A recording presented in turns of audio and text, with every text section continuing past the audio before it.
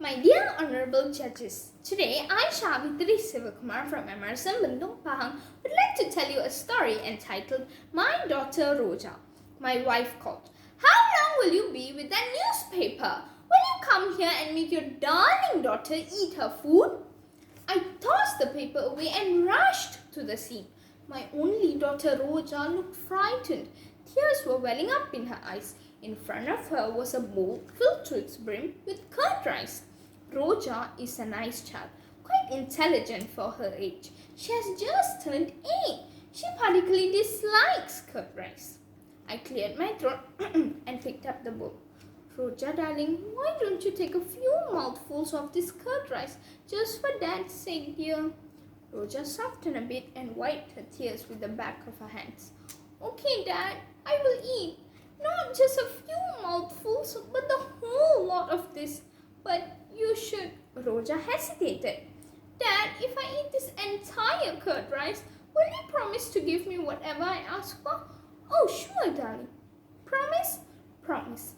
I covered the pink soft hand extended by my daughter with mine and clinched the deal. After the ordeal was through, Roja came to me with eyes wide with expectation. All our attention was on her. Dad, I want my head shaved off this Sunday, was her demand. Atrocious! A girl child having her head shaved off? Impossible! Never in our family. She has been watching too much of television.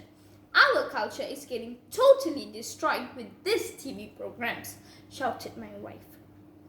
Roja, darling, why don't you ask for something else? We will be sad seeing you with a clean-shaven head, I answered. No, Dad, I don't want anything else, Roja said with finality. Please, Roja, why don't you try to understand our feelings? I tried to plead with her. Dad, you saw how difficult it was for me to eat that curd rice.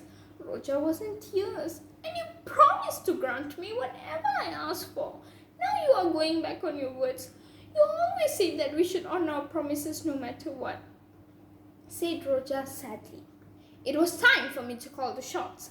Our promise must be kept, I told my wife.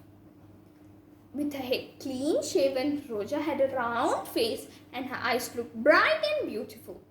On Monday morning, I dropped her at school.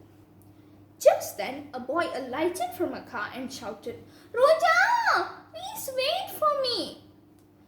Sir, your daughter Roja is great indeed. Without introducing herself, a lady got out of a car and continued. That boy who is walking along with your daughter is my son Ahmad. He is suffering from leukemia. She paused to muffle her sobs. Ahmad could not attend the school for the whole of last month. He lost all his hair due to the side effects of chemotherapy. He refused to come back to school, fearing the unintentional but cruel teasing of the schoolmates. Roja visited him last week and promised him that she would take care of the teasing issue. But I never imagined she would sacrifice her lovely hair for the sake of my son.